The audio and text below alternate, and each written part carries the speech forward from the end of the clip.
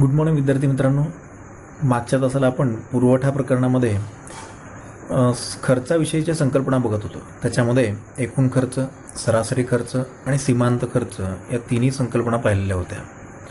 याच्यानंतर आज आपल्याला प्राप्तीविषयक काही संकल्पना समजून घ्यायच्या आहेत. त्याच्यामध्ये पहिली संकल्पना आहे ती म्हणजे एकूण प्राप्ती. प्राप्ती म्हणजे नेमकं काय? तर विविध किमतींना बाजारात वस्तूच्या विक्रीनंतर उद्योग संस्थेला मिळणारी रक्कम म्हणजेच प्राप्ती. या प्राप्तीमध्ये पहिली जी संकल्पना आहे ती म्हणजे एकूण प्राप्ती. एकूण प्राप्ती याचा अर्थ वस्तूच्या विक्रीनंतर उद्योग संस्थेला मिळणारी एकूण रक्कम म्हणजेच एकूण प्राप्ती होय. आणि हे उद्योग संस्थेचे एकूण उत्पन्न असते, लक्षात घ्या. म्हणजेच एखाद्या उद्योग संस्थेमध्ये किती नगांचं उत्पादन होतं, त्या सर्व उत्पादनाची विक्री झाल्यानंतर त्याला जे काही रक्कम मिळते ती रक्कम म्हणजे त्याची एकूण प्राप्ती असं त्याला म्हणतात. आणि तेच संस्थेचं एकूण उत्पन्न असतं. त्याचं सूत्र काय आहे? तर एकूण प्राप्ती बरोबर एकूण नगसंख्या गुणिले किंमत. समजा एखादा उद्योग आहे आणि त्या उद्योगामध्ये 50 कपाटांचं उत्पादन घेतलं जातं. एका कपाटाची किंमत आहे 8,000 रुपये. तर मग एकूण प्राप्ती किती झाली? सूत्र काय सांगतं आपल्याला? एकूण प्राप्ती बरोबर एकूण नगसंख्या गुणिले किंमत. एकूण नगसंख्या किती आहे? 50 नगांची. आणि किंमत किती आहे? 8,000. मग 50 गुणिले 8,000 जेव्हा आपण करतो तेव्हा आपल्याला एकूण उत्पन्न मिळतं ते म्हणजे 40,000 रुपये. म्हणजे त्या उद्योग संस्थेचं एकूण उत्पन्न किती झालं? एकूण प्राप्ती किती झाली? 40,000 रुपये. तर अशा प्रकारे ही एकूण प्राप्तीची संकल्पना झाली. त्यानंतर दुसरी संकल्पना आहे ती म्हणजे सरासरी प्राप्ती. सरासरी प्राप्ती याचा अर्थ प्रत्येक नगसंख्येच्या विक्रीनंतर मिळणारी रक्कम म्हणजेच सरासरी प्राप्ती. एकूण प्राप्तीला एकूण नगसंख्येने जेव्हा आपण भागतो तेव्हा आपल्याला सरासरी प्राप्ती मिळते. सूत्र दिले खाली. एकूण प्राप्ती बरोबर सरासरी प्राप्ती बरोबर एकूण प्राप्ती भागिले एकूण नगसंख्या.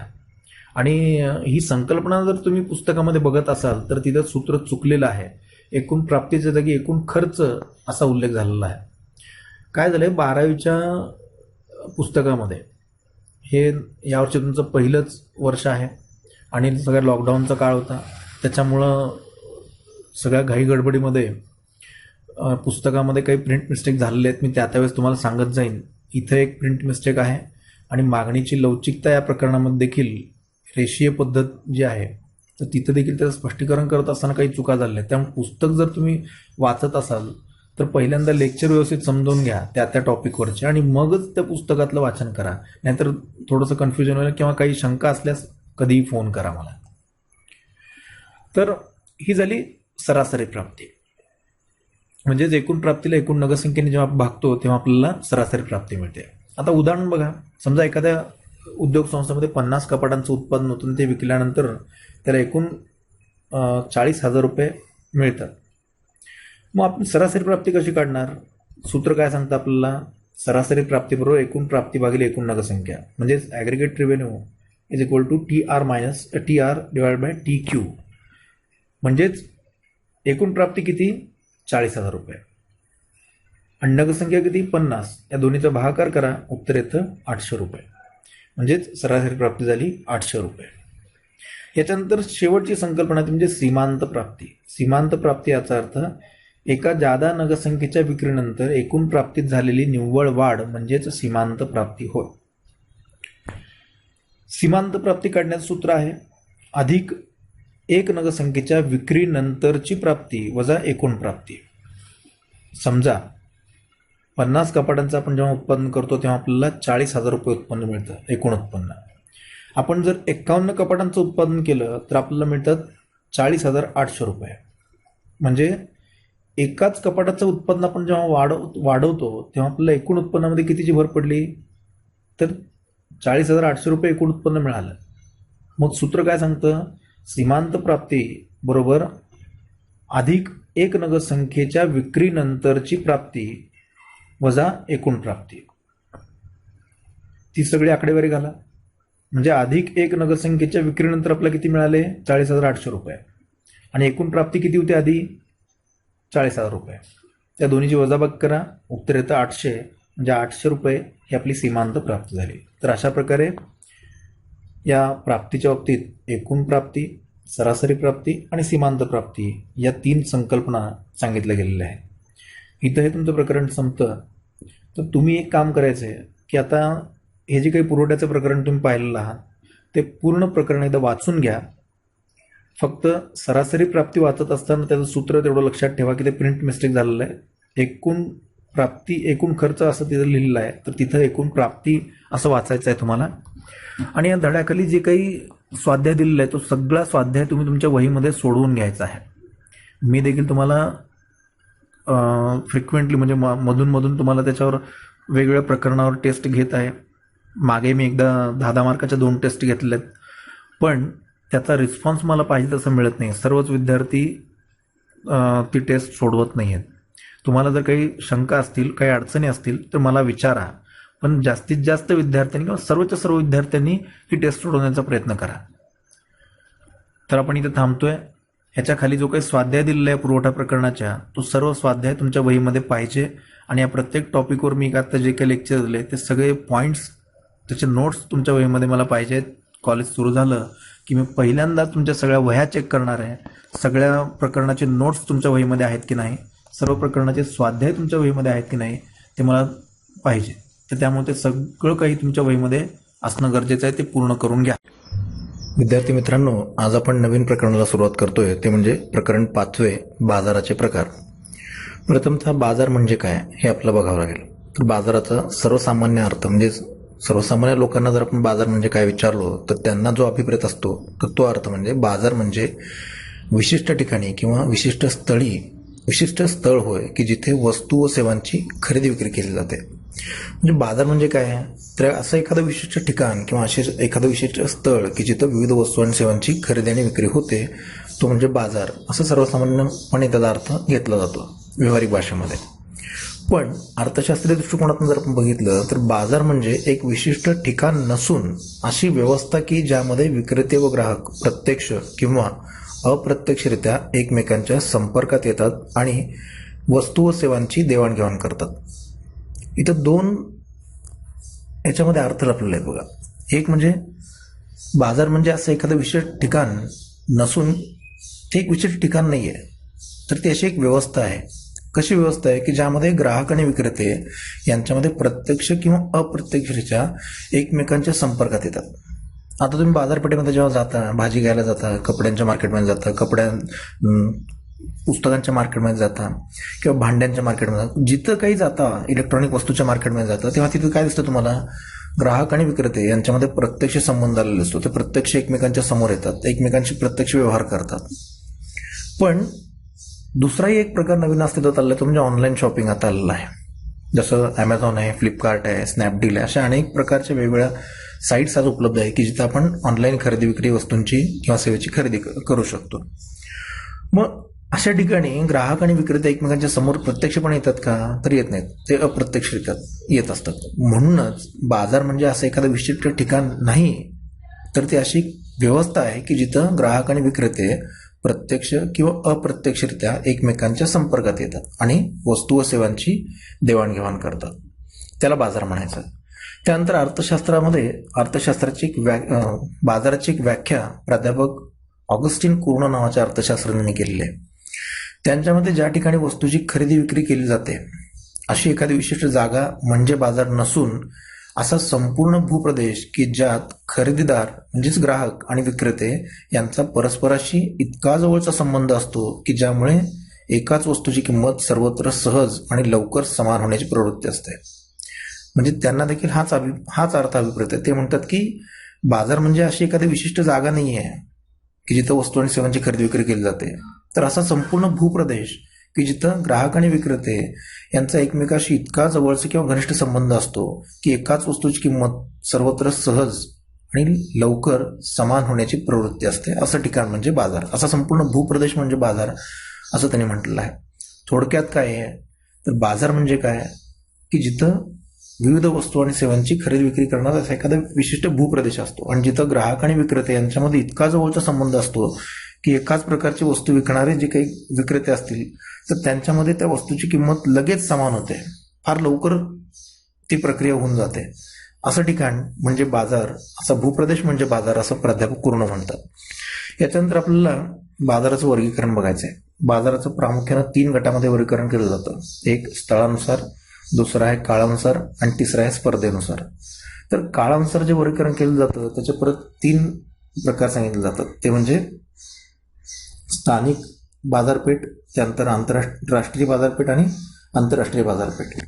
त्याच्यानंतर काळानुसार जे काही वर्गीकरण केलं जातं त्याच्यामध्ये पहिली बाजारपेठ आहे ती म्हणजे अत्यल्प काळ, त्याच्यानंतर अल्पकाळ, त्याच्यानंतर दीर्घकाळ आणि अतिदीर्घकाळची बाजारपेठ. त्याच्यानंतर स्पर्धेनुसार जे बाजारपेठेचं वर्गीकरण केलं जातं ते प्रामुख्याने 2 गटामध्ये करतात. एक पूर्ण स्पर्धेची बाजारपेठ आणि दुसरी आहे अपूर्ण स्पर्धेची बाजारपेठ. या अपूर्ण स्पर्धेच्या बाजारपेठेचे परत 3 गटामध्ये वर्गीकरण केलं जातं. एक मक्तेदारीची बाजारपेठ, दुसरा आहे अल्पाधिकार आणि तिसरा आहे मक्तेदारी युक्त स्पर्धा. तर आता हे जे काही वर्गीकरण केलेलं आहे तर या वर्गीकरणाचं आपल्याला परत डिटेलमध्ये सगळं स्पष्टीकरण बघायचं आहे. तर त्यातला पहिला प्रकार बघूया आपण, तो म्हणजे स्थळानुसार वर्गीकरण.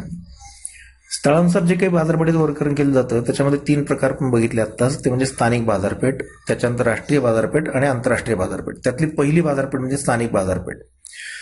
स्थानिक बाजारपेठ याचा अर्थ ज्या ठिकाणी वस्तू उत्पादित होते त्याच ठिकाणी तिची विक्री जर होत असेल तर तिला स्थानिक बाजारपेठ असं म्हणतात. उदाहरणार्थ आपल्या अवतीभोवती बघा तुम्ही, आपल्या अवतीभोवती जी काही मार्केटमध्ये भाजीपाला विक्री केली जाते किंवा बेकरी उत्पादन असतात किंवा तुमच्या आजूबाजूला असलेलं एखादा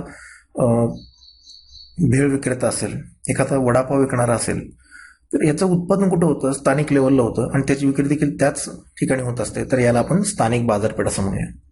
त्याच्यानंतर दुसरी बाजारपेठ ती म्हणजे राष्ट्रीय बाजारपेठ. ज्या वस्तूचं उत्पादन एखाद्या विशिष्ट देशामध्ये होतं आणि त्याच देशामध्ये त्याची विक्री केली जाते त्याला आपण राष्ट्रीय बाजारपेठ म्हणतो. म्हणजे देशामध्ये कुठेही त्याचं उत्पादन होत असेल पण विक्री मात्र त्या देशाच्या सीमेअंतर्गतच होते, त्याला आपण राष्ट्रीय बाजारपेठ म्हणतो. उदाहरणार्थ आपल्याकडे गुळ उत्पादन होतं, आपल्याकडे साखर उत्पादन होतं, आपल्याकडे विविध शेती उत्पादन होतात, विविध फळं उत्पादन होतात. या सगळ्यांची विक्री जर देशामध्येच केली जात असेल तर त्याला आपण राष्ट्रीय बाजारपेठ म्हणतो. तुम्ही एखादं फळ पिकवलं तुमच्या शेतामध्ये, एखादं पपई असेल, डाळिंब असेल, द्राक्ष असतील आणि त्याची विक्री तुम्ही तुमच्याच जिल्ह्याच्या ठिकाणी न करता इतर राज्यांमध्ये करत असाल किंवा आणखीन दुसऱ्या प्रदेशामध्ये जाऊन करत असाल, म्हणजेच आपल्या देशामध्ये दुसऱ्या प्रदेशामध्ये जाऊन करत असाल तर त्याला राष्ट्रीय बाजारपेठ असं म्हणतात. आता आपल्याकडे काही उदाहरणं आहेत बघा, जसं नाशिकची संत्री आहेत, त्यानंतर नागपूरची संत्री आहेत आणि नाशिकची द्राक्ष आहेत, त्याच्यानंतर काश्मीरचे ॲपल आहेत, त्यानंतर काश्मीरला केसर देखील पिकतं आणि त्याचं जी काही विक्री आहे त्याची विक्री संपूर्ण देशामध्ये केली जाते, त्याला आपण राष्ट्रीय बाजारपेठ म्हणतो. त्याच्यानंतर तिसरा प्रकार आहे तो म्हणजे आंतरराष्ट्रीय बाजारपेठ. ज्या देशात ती वस्तू उत्पादित होते केवळ त्याच देशात नव्हे तर इतरही अनेक देशामध्ये त्या वस्तूची विक्री केली जाते तेव्हा त्याला आंतरराष्ट्रीय बाजारपेठ असं म्हणतात. उदाहरणार्थ आपल्याकडे टाटा मोटर्स आहे, त्यानंतर मारुती सुझुकी आहे किंवा आणखी अशोक लेलँड आहेत, अशा कितीतरी गाड्या आहेत, कितीतरी वाहन उत्पादन आहेत. तर या वाहनांची विक्री उत्पादन इथं होतं पण त्याची विक्री फक्त भारतातच होते का? तर नाही आहे, भारताच्या बाहेर देखील त्याची विक्री केली जाते, बाहेरच्या इतरही अनेक देशांमध्ये त्याची विक्री केली जाते. तसंच साखर आहे, साखर भारतामध्ये बऱ्याच ठिकाणी उत्पादन होते पण त्याची विक्री केवळ भारतात होते का? नाही आहे, भारताच्या बाहेर देखील पाकिस्तानला म्हणा किंवा आणखी इतरही देशांमध्ये आपली साखर निर्यात होते. त्याच्यानंतर विविध शेती उत्पादन आहेत. तुम्हाला माहिती आहे परंपरेने आपण जे काही मसाल्याचे पदार्थ आहेत तर त्याची विक्री करत आलो वेगवेगळ्या देशांना. चहा आपण इतर देशांना निर्यात करत आलेलो आहोत किंवा विविध प्रकारचा कच्चा माल आहे, कापूस आहे किंवा शेतमालाचा कच्चा माल आहे विविध प्रकारचा, तर तो आपण इतर देशामध्ये परंपरेनुसार निर्यात करत आलेलो आहोत. तर हे जे काही उत्पादन आहेत तर त्यांना आपण आंतरराष्ट्रीय बाजारपेठ असं म्हणू शकतो. तर अशा प्रकारे स्थळानुसार हे 3 प्रकार पडतात, एक म्हणजे स्थानिक बाजारपेठ, राष्ट्रीय बाजारपेठ आणि आंतरराष्ट्रीय बाजारपेठ. याच्यानंतर काळानुसार काही प्रकार बाजारपेठेचे पडतात. त्याच्यामध्ये ज्या काळामध्ये त्याच्यामध्ये पहिला प्रकार तो म्हणजे अत्यल्प काळ. अत्यल्प काळ म्हणजे नेमका कोणता काळ? तर ज्या काळामध्ये वस्तूच्या पुरवठ्यात काहीही बदल करता येत नाही, हा अत्यल्प काळ असतो. हा काही दिवसांचा, काही तासांचा म्हणा, काही दिवसांचा म्हणा किंवा काही आठवड्यांचा हा कालावधी असतो आणि या कालावधीमध्ये आपण वस्तूच्या पुरवठ्यामध्ये काहीच बदल करू शकत नाही, जो आहे तसाच आपला पुरवठा करावा लागतो. त्याच्यामुळे हा अत्यल्प काळाची बाजारपेठ असते. त्यानंतर अल्पकाळाची बाजारपेठ की ज्या काळामध्ये वस्तू व सेवांचा पुरवठा काही प्रमाणामध्ये आपलं वाढवणं शक्य असतं. कसं वाढवता येतं आपल्याला? तर कच्चा माल असेल किंवा श्रमिक असतील, कच्चा माल आपण जास्त वापरू शकतो. जे श्रमिक कामावर आहेत त्यांना आपण अतिरिक्त काम देऊ शकतो, त्यांना आणखीन एक्स्ट्रा काम करायला लावू शकतो आणि त्यांच्याकडून उत्पादन वाढवून घेऊ शकतो. तर हा असा काळ असतो. आणि या काळामध्ये 1 वर्षापेक्षा जास्त कालावधी इथं विचारात घेतला जात नाही, तर 1 वर्षापर्यंतचाच कालावधी इथं विचारात घेतला जातो. अशी बाजारपेठ म्हणजेच अल्पकाळाची बाजारपेठ असते. त्यानंतर दीर्घकाळ, ज्या कालावधीमध्ये वस्तूचे उत्पादन करत असताना उत्पादनाचे घटक व उत्पादन खर्च यात बदल करणे शक्य असते, सर्व प्रकारच्या खर्चाशी जुळवून घेणे शक्य असते. हा कालावधी काही वर्षांचा असतो. साधारणतः 5 वर्षापर्यंतचा जो काही कालावधी असतो त्याला दीर्घ कालावधी असं म्हटलं जातं. म्हणजे बघा, याच्यामध्ये तुम्ही आणखीन काही श्रमिक कामावर घेऊ शकता, कच्चा माल तुम्ही आणखीन विकत घेऊ शकता, काही प्रमाणामध्ये यंत्र तुम्ही खरेदी करू शकता आणि अशा प्रकारे तुम्ही तुमच्या उत्पादन खर्चामध्ये, उत्पादन घटकामध्ये बदल करून तुमच्या उत्पादन जे काय आहे ते उत्पादनामध्ये वाढ करू शकता. असा जो काही कालावधी असतो तो कालावधी म्हणजे दीर्घकाळ, आणि अशा बाजारपेठेला दीर्घकाळाची बाजारपेठ असं म्हटलं जातं. त्यानंतर अतिदीर्घकाळ, की या काळामध्ये तो उत्पादक आपल्या स्थिर आणि बदलत्या या दोन्ही खर्चामध्ये बदल करू शकतो, आणि हा कालावधी असतो 5 वर्षापेक्षा जास्त कालावधी. या कालावधीला अतिदीर्घकाळाचा कालावधी असं म्हटलं जातं. तर अशा प्रकारे काळानुसार जेव्हा बाजारपेठेचं वर्गीकरण केलं जातं तेव्हा तो अत्यल्प काळाची बाजारपेठ, अल्पकाळाची बाजारपेठ, दीर्घकाळाची बाजारपेठ आणि अतिदीर्घकाळाची बाजारपेठ अशा प्रकारे वर्गीकरण केलं जातं. त्याच्यानंतर पुढचा जो प्रकार आहे तो म्हणजे स्पर्धेनुसार वर्गीकरण.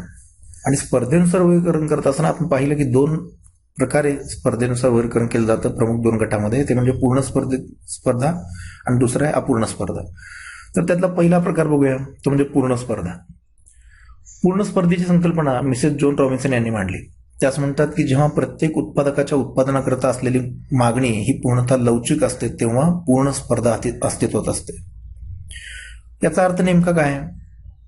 तर अशी बाजारपेठ की ज्या बाजारपेठेमध्ये एखाद्या उत्पादकाने त्याच्या उत्पादनाची किंमत थोडी जरी कमी केली तर त्याची मागणी प्रचंड प्रमाणात वाढते, किंवा किंमत थोडी जरी वाढवली तर मागणी प्रचंड प्रमाणामध्ये कमी होऊ शकते.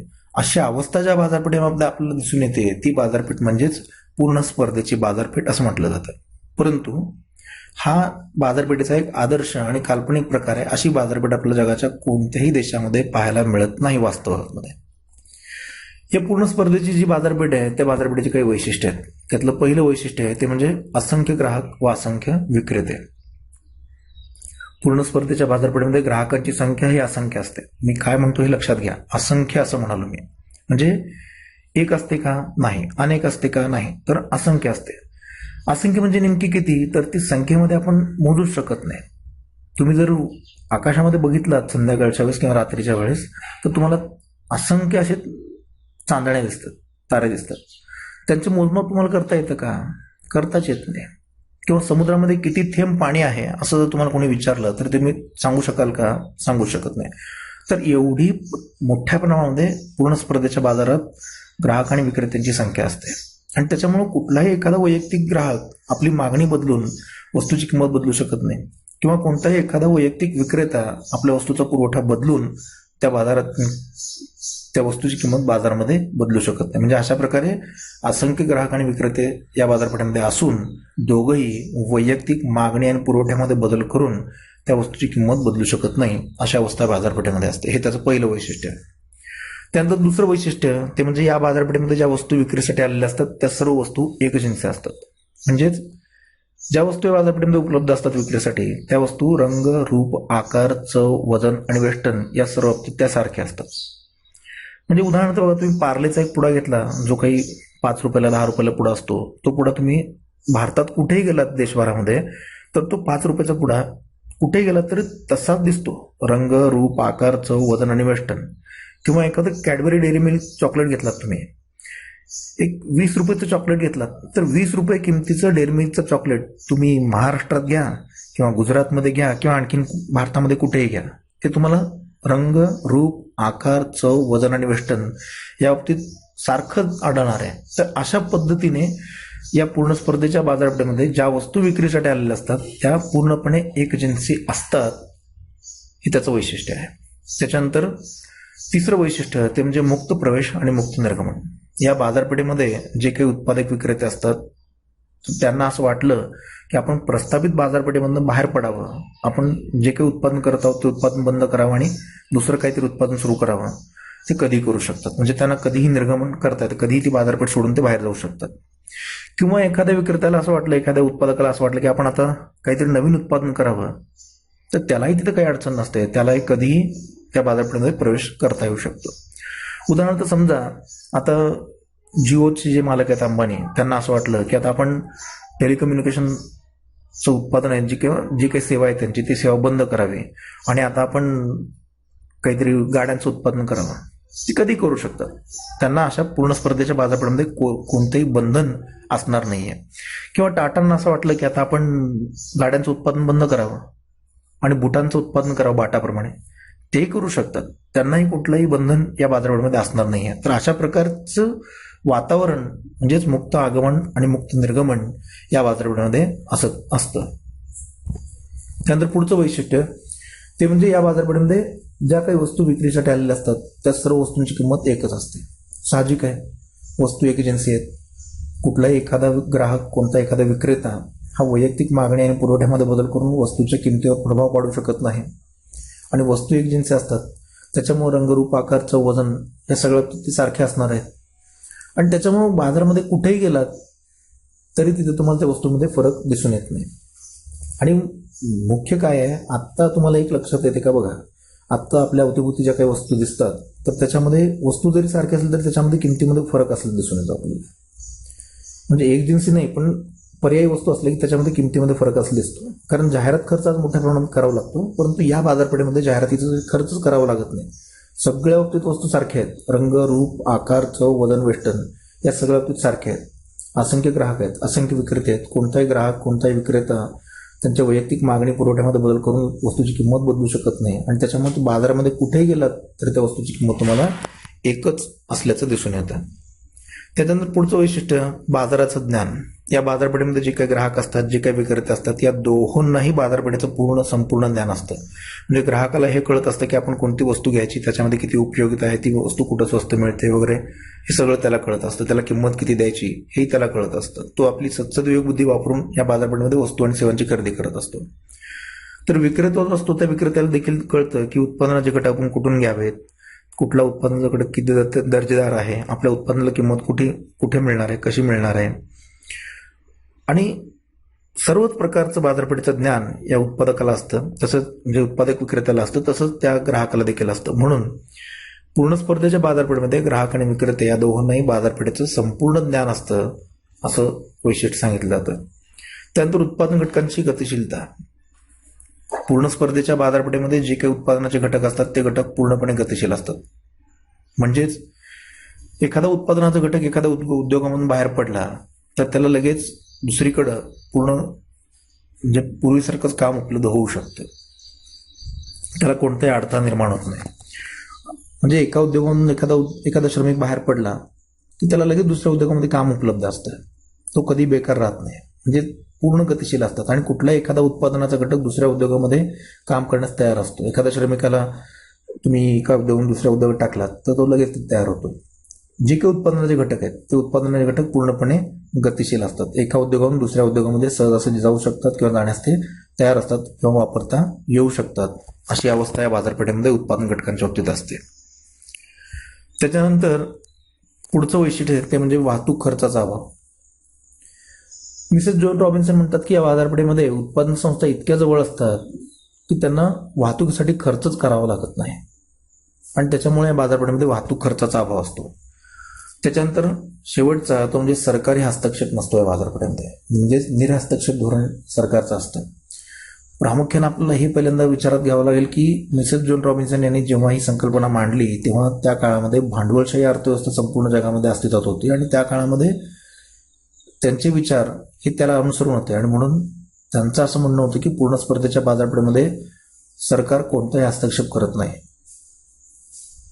कारण त्या बाजारपेठेमध्ये पूर्णपणे भांडवलशाही अर्थव्यवस्था होती. भांडवलदारांचं वर्चस्व होतं.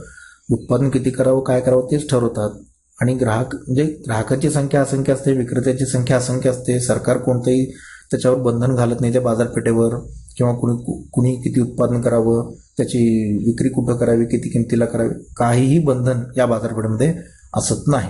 आणि ग्राहकाने देखील कुणाकडून खरेदी करावं, किती किमतीला खरेदी करावे याविषयीचं देखील कोणतेही बंधन सरकार याच्यावर घालत नाही. म्हणजे अशा प्रकारे सरकार कोणत्या प्रकारे हस्तक्षेप करत नाही. तसंच ज्यामध्ये आणखीनही बरेच काही वैशिष्ट्य आहेत, पण तुमच्या सिलेबसनुसार आता नवीन आपल्याला ही एवढीच जी काही वैशिष्ट्य दिलेली आहेत तेवढीच आपल्याला इथं अभ्यासायची आहेत.